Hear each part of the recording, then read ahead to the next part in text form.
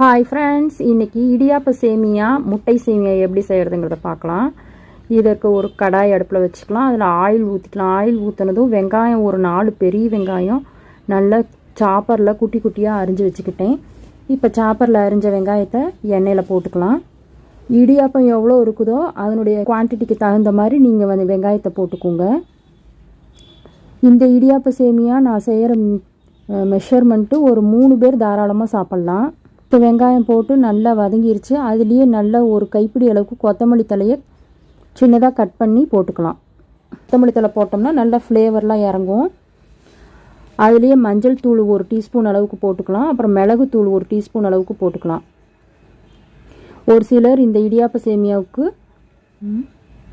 இஞ்சி பூண்டு பேஸ்ட்லாம் போடுவாங்க. இன்றைக்கி நான் இஞ்சி பூண்டு பேஸ்ட்லாம் எதுவும் போடலை. கொஞ்சம் கரம் மசாலா தூள் 1 ஸ்பூன் அளவுக்கு போட்டுக்கலாம். இப்போ இதெல்லாம் நல்லா